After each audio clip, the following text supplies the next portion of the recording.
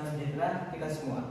Yang terhormat Bapak MA dan SKM Plus, dan di sini saya akan menjelaskan tentang manajemen risiko administrasi rumah sakit. Next. Adapun anggota kelompok di sini ada Alvina Eka, Alvina Vio, Dina Tarjani, Evita, Febrianti Mina, Maya Rina, Meliana, Miftahul, saya sendiri Nur Esa, Sylvia, Sedani, Widayastri, Alia Naswa, Anissa, dan terakhir Febrianti. Di sini ada tugas studi kasusnya. Sebuah rumah sakit tipe B mengalami serangan ransomware yang mengumpulkan sistem pendaftaran pasien selama 3 hari. Identifikasi risiko apa saja yang muncul dari kasus tersebut: klinis, administrasi, hukum, bencana, IT, dan fokus risiko administrasi. Identifikasi masalah risiko. Untuk bagian administrasi, gangguan proses pendaftaran pasien manual tidak efisien. Yang kedua, kehilangan data pasien sementara atau permanen. Yang ketiga, ada keterlambatan dalam pelaporan klaim BPJS dan asuransi. Yang terakhir, ada kerugian finansial akibat downtime system. Di sini ada risiko klinis, penundaan tindakan medis karena ada data pasien tidak segera tersedia. Yang terusnya ada penurunan untuk layanan akibat keterlambatan akses rekam medis. Dan yang ketiga di sini ada risiko non klinis. Yang pertama ada penurunan kepercayaan publik terhadap rumah sakit. Yang kedua di sini ada potensi sanksi regulasi jika terbukti tidak ada keamanan data pasien. Dan terakhir di sini ada beban kerja tambahan bagi SDM. Next. Dan di sini ada analisis risiko. Ada 6, yaitu yang pertama ada kehilangan data pasien. Itu probabilitasnya sedang, dampaknya tinggi, tingkat risikonya tinggi. Yang kedua ada klaim BPJS tertunda, probabilitasnya tinggi, dampaknya sedang, tingkat risikonya tinggi. Yang ketiga sih ada salah identifikasi pasien, probabilitasnya rendah, sedang, dampaknya tinggi, dan tingkat risikonya juga tinggi. Penurunan citra rumah sakit, probabilitasnya sedang, dampaknya tinggi, dan tingkat risikonya tinggi. Yang kelima sih ada kerugian finansial, probabilitasnya sedang, dampaknya sedang, dan tingkat risikonya juga sedang. Yang terakhir sih ada beban kerja berlebih, probabilitasnya tinggi, dampaknya sedang, dan tingkat risikonya tinggi. Next. Strategi pengendalian risiko. Yang pertama di sini ada meningkatkan sistem keamanan TI, firewall, antivirus, enkripsi, backup rutin. Yang kedua ada pelatihan SDM untuk menghadapi serangan cyber, penggunaan prosedur cadangan. Yang kedua ada mitigasi pengurangan dampak, yaitu gunakan sistem pencatatan manual sementara, formulir darurat. Yang kedua ada komunikasi terbuka ke pasien tentang keterlambatan untuk menjaga kepercayaan. Yang ketiga ada kontingensi atau pemulihan. Yang pertama ada disaster recovery plan (DRP) dan business continuity plan. Yang ketiga ada audit forensik digital pasca insiden untuk mencegah pengulangan. Next. Di sini ada monitoring dan review. Monitoring, yang sini yang pertama ada audit internal, administrasi, cek klaim BPJS keuangan, kepatuhan SOP darurat. Yang kedua di sini ada pemantauan beban kerja dan kepuasan SDM. Yang ketiga di sini ada survei kepuasan pasien pasca insiden. Yang keempat di sini ada laporan keamanan TI secara periodik. Yang selanjutnya di sini ada review, evaluasi apakah SOP darurat menjalankan sesuai rencana. Yang kedua di sini ada perbaikan kebijakan keamanan TI bila ditemukan celah. Dan terakhir di sini ada update pelatihan dan simulasi serangan cyber minimal setahun sekali. Next. Evaluasi dijelaskan.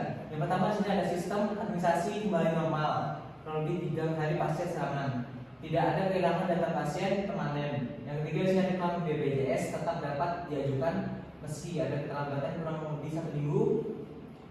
Tidak ada kasus salah identifikasi pasien. Tingkat kepuasan pasien pasca insiden tetap kurang lebih 70%. SOP darurat dan BCP terbukti berjalan sesuai rencana. Next.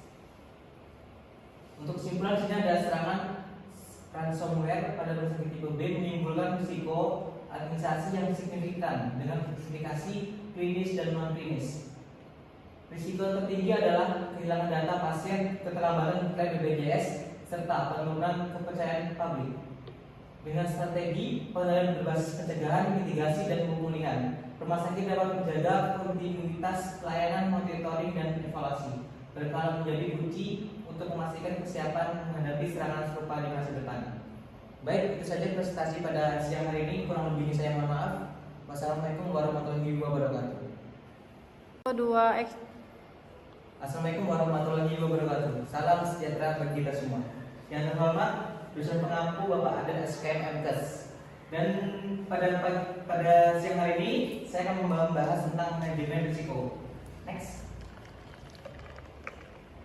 Adapun outline-nya sini ada identifikasi masalah, analisis matriks biaya khusus risiko, rancangan strategi mitigasi, dan keempat contingency planning. Yang kelima sini ada case risk analysis. Next. Identifikasi risiko. Yang pertama saya ada keterlambatan pelayanan IGD. Dengan risiko tinggi dan biaya timbulnya rendah sebagai prioritas utama, karena pelayanan berdampak langsung pada keselamatan pasien sehingga menjadi prioritas tinggi. Yang kedua saya ada kerusakan mesin CT scan. Dengan risiko sedang, dampak berdampak terhadap pelayanan tapi tidak langsung mengancam nyawa. Biaya yang ditimbulkan tinggi karena jika CT scan yang rusak perlu tenaga teknisi dan suku cadang yang tidak murah. Yang ketiga ada kekurangan APD saat wabah flu. Dengan risiko tinggi, kekurangan APD dapat menyebabkan penularan langsung ke keselamatan tenaga medis dan antar pasien. Biaya yang diperlukan sedang karena barang ini relatif murah dan sumber pendapatan banyak. Keempat ada proses pasien rawat jalan yang berisiko rendah dan biaya sedang. Ketidakpuasan bisa berdampak pada Jason ini maksud saya Jason sumpah cepet banget cepet ini lanjut tinggal muka aja yang keempat langsung next di sini ada analisis matriks biaya dan risiko. Yang pertama saya ada kasus keterlambatan IGD. Risiko biayanya tinggi untuk pendanaan prioritas utama atau dilakukan tindakan korektif. Yang kedua ada kerusakan mesin CT scan, itu sedang untuk risikonya tinggi, pertimbangan terbatas. Yang ketiga ada kekurangan APD saat wabah flu, risikonya biayanya sangat tinggi dan risikonya pertimbangan cost benefit. Yang terakhir ada tingkat kepuasan pasien rawat jalan, risikonya tidak rendah dan yang risikonya pertimbangan terbatas. Next. Rancangan strategi mitigasi. Yang pertama, di sini ada keterlambatan pelayanan IGD, risiko keselamatan tinggi biaya rendah. Strateginya rekrutmen penjadwal ulang tenaga medis untuk menambah jumlah petugas dari IGD. Yang kedua, ada perbaikan alur kerja IGD, misalnya pengurangan birokrasi administrasi awal, perbaikan koordinasi antar unit. Yang kedua, ada kerusakan mesin CT scan, risiko sedang, biaya tinggi. Strateginya jalin kontrak perawatan rutin dengan vendor untuk mengurangi risiko kerusakan mendadak. Yang terakhir, ada merencanakan investasi jangka panjang untuk pembelian unit cadangan atau sistem leasing. Next. Dan ketiga, ada kekurangan APD saat wabah flu, risiko tinggi, biaya sedang. Strateginya membuat stok buffer APD minimal untuk 3 bulan. Bangun kemitraan dengan pemasok lokal agar distribusi cepat saat terjadi lonjakan kebutuhan. Yang ketiga, ada edukasi penggunaan APD secara rasional agar tidak terjadi pemborosan. Yang keempat, ada ketidakpuasan pasien rawat jalan, risiko rendah, biaya sedang. Strategi mitigasinya, yang pertama ada survei pengusaha pasien. Yang kedua sudah digitalisasi layanan rawat jalan seperti pendaftaran online, nomor antrian. Yang terakhir sudah ada pelatihan komunikasi tenaga medis agar interaksi lebih ramah dan informatif. Next. Di sini ada contingency planning. Untuk IGD, jika tenaga tambahan tidak tersedia, melakukan rujukan cepat ke fasilitas terdekat dan gunakan telemedicine untuk konsultasi awal pasien. APD jika stok tidak mencukupi, gunakan APD ratio label sesuai standar WHO. Dan dan prioritaskan distribusi untuk tenaga medis di area risiko tinggi. Next. CT scan. Jika mencoba ini gagal, rujuk pasien ke rumah sakit mitra, sedia ambulan untuk transportasi cepat. Yang terakhir ada rawat jalan. Jika sistem antrian elektronik gagal, terapkan sistem antrian manual dengan nomor panggilan sederhana agar layanan tetap berjalan. Next. Untuk kasus analisisnya, yang pertama adalah pada kasus keterlambatan menjadi biaya yang membutuhkan relatif rendah. Misalnya untuk menambah tenaga medis dan sistem antrian digital sekitar 50 juta per tahun. Yang kedua adalah pada kekurangan APD saat wabah flu, biaya pengadaan tambahan APD sekitar 200 juta per tahun. Next. Untuk personal CT scan, biayanya kebaikannya bisa mencapai ratusan juta hingga miliaran rupiah. Namun manfaat jangka panjangnya adalah tersedianya layanan diagnosis yang cepat dan akurat. Yang terakhir di sini ada untuk meningkatkan kepuasan pasien, rawat jalan biaya yang diperlukan tidak besar, tapi memberi dampak positif terhadap citra dan loyalitas pasien. Next. Dan di sini yang terakhir di sini ada kesimpulan manajemen risiko di rumah sakit penting untuk menjaga keselamatan pasien dan kelancaran layanan. Keterlambatan IGD menjadi prioritas utama karena risiko tinggi, sedangkan personal CT scan dan kekurangan APD perlu diatasi dengan perawatan rutin serta stok cadangan. Ketidakpuasan pasien rawat jalan juga perlu diperhatikan melalui peningkatan layanan dan komunikasi. Secara keseluruhan, penerapan strategi mitigasi dan perencanaan darurat yang tepat dapat meningkatkan kualitas serta kepercayaan terhadap pelayanan rumah sakit. Baik, sekian presentasi pada siang hari ini, kurang lebihnya mohon maaf. Wassalamualaikum warahmatullahi wabarakatuh. Pakai HP siapa lagi? Pindah. Karena bentar ya kok. Nah, aku baca semua. Sudah. Kamu nyalain lampu nggak? Yaudah. Kita rokat aja. 1, 2, 3, action. Assalamualaikum warahmatullahi wabarakatuh. Selamat pagi dan yang terhormat Bapak Ardan SKM MTes. Dan di sini saya akan menjelaskan tentang analisis risiko dan tindakan korektif peningkatan keselamatan pasien di rumah sakit harapan sehat. Next. Di sini ada pun outline-nya. Yang pertama di sini ada studi kasus, identifikasi risiko, format pelaporan risiko. Yang keempat ada bacakan risiko. Yang kelima ada pelaporan insiden. Yang keenam ada analisis dan tindakan korektif. Dan yang terakhir ada kesimpulan. Baik, di sini ada studi kasus, yaitu rumah sakit harapan sehat mengalami peningkatan kejadian jatuh pasien dan keterlambatan. Pelaporan insiden medis di unit rawat inap selama 3 bulan terakhir. Sebagian besar insiden tidak terdokumentasi dengan baik dan belum ada sistem pelacakan risiko yang berjalan efektif. Yang selanjutnya ada manajemen rumah sakit meminta tim mutu dan keselamatan untuk mengidentifikasi akar masalah. Yang pertama sudah membuat sistem pelaporan risiko yang mudah diimplementasikan. Yang kedua sudah menyusun laporan evaluasi risiko untuk disampaikan kepada direktur rumah sakit. Baik, di sini ada identifikasi risikonya. Yang pertama sini ada jatuh pasien, kategori klinis, penyebab utamanya kurangnya pengawasan dan kondisi lingkungan tidak aman. Yang kedua di sini ada keterlambatan, laporan kategorinya non klinis. Penyebab utamanya rendahnya kepatuhan staf dan sistem belum optimal. Yang ketiga di sini ada dokumentasi tidak lengkap, kategorinya non klinis. Penyebab utamanya kurangnya pelatihan dan ketidaktelitian staf. Baik, sini ada format pelaporan risiko. Yang pertama sudah ada jatuh pasien rawat inap mati. Waktunya pada tanggal 15 Agustus 2025 pada jam 8. Penyebab utamanya pasien berjalan sendiri tanpa pendamping. Yang kedua di sini ada keterlambatan pelaporan insiden. Lokasi kejadiannya ruang rawat mawar. Waktunya di tanggal 17 jam 19. Penyebab utamanya perawat lupa melaporkan insiden ke sistem informasi pimpinan rumah sakit.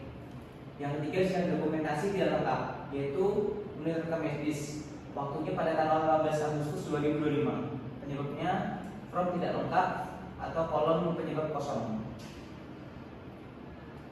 Dan di sini ada dampaknya.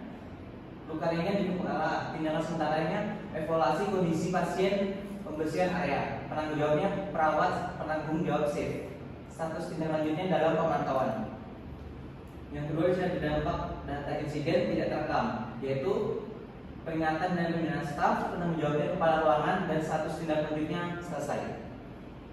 Yang ketiga dampaknya di sini ada data evaluasi tidak valid, yaitu tindakan sementaranya pelatihan ulang cara pengisian form, penanggung jawabnya koordinator mutu, statusnya proses pelatihan. Baik, selanjutnya di sini ada pelacakan risiko risk tracking. Risikonya untuk pasien, tingkat risikonya tinggi, dampaknya cedera fisik pasien, sedang kemungkinannya sedang.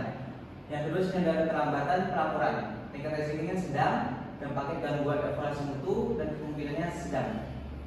Yang ketiga sini ada dokumentasi tidak lengkap, tingkat risikonya sedang, dampaknya data mutu tidak valid, kemungkinannya tinggi. Selanjutnya di sini ada rencana mitigasi pemasangan pegangan di kamar mandi. Penunjukan ruangannya target waktu 1 bulan, statusnya dalam proses. Yang kedua di sini ada integrasi sistem pelaporan otomatis di SIM-RS. Penunjukannya staf IT dan mutu, target waktunya 2 bulan, statusnya masih direncanakan. Yang ketiga di sini ada pelatihan staf dan audit bulanan. Penunjukannya mutu, target waktunya 1 bulan, statusnya masih berjalan. Baik, sini ada pelaporan insiden pada tanggal 15 Agustus 2025, pasien dijaga di kamar mandi tanpa pendamping dan terpleset di lantai basah, menyebabkan luka ringan di pelvis. Tindakannya perawat segera menolong melapor dokter jaga. Evaluasinya, insiden dikategorikan sebagai nurse miss nyaris tidak serius. Dan di sini ada tabel pelaporan insidennya, yaitu ada insiden, lokasi, waktu, penyebab, dampak, kategori insiden dan tindakan penanggung jawab dan status. Keterangannya bentuk pasien, lokal mati, dan lainnya. Next. Baik, sudah ada pelaporan insidennya secara flowchart. Yang pertama sudah ada kejadian insiden, kemudian langsung ke perawat mengisi formulir pelaporan insiden. Yang ketiga langsung ada melaporkan ke kepala ruangan. Yang keempat langsung memverifikasi tim mutu dan K3S, validasi dan klasifikasi risiko. Kemudian sudah ada analisis root cause dan penetapan tindakan korektif. Selanjutnya di sini ada evaluasi hasil dan tindak lanjut. Dan terakhir di sini ada laporan ke direktur rumah sakit. Baik, di sini ada analisis dan tindakan korektif berdasarkan hasil evaluasi terhadap kejadian jatuh pasien dan keterlambatan pelaporan insiden ditemukan beberapa akar masalah utama. Yang pertama dari faktor manusianya, staf belum sepenuhnya memahami pentingnya pelaporan insiden tepat waktu. Yang kedua, di sini ada faktor sistem, belum ada sistem pelaporan risiko yang terintegrasi, masih manual. Yang ketiga, di sini ada faktor lingkungan, kondisi ruangan dan kamar mandi pasien belum seluruhnya aman, lantai licin tanpa pegangan. Baik, di sini ada analisis dan tindakan korektifnya. Masalah utamanya ada kasus jatuh akibat, lingkungan tidak aman, keterlambatan pelaporan insiden, rendahnya kesadaran dan staf terhadap laporan, dan yang terakhir ada dokumentasi tidak lengkap. Next. Baik, kita sudah sampai di ujung presentasi.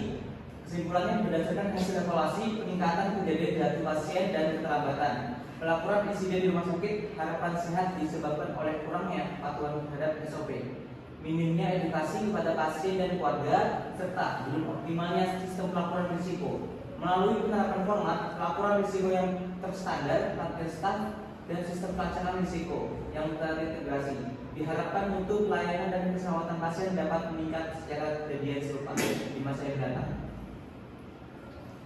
Baik, terima kasih. Sekian presentasi pada pagi hari ini. Mohon maaf jika ada salah kata. Wassalamualaikum warahmatullahi wabarakatuh. Cepat juga. Gitu loh.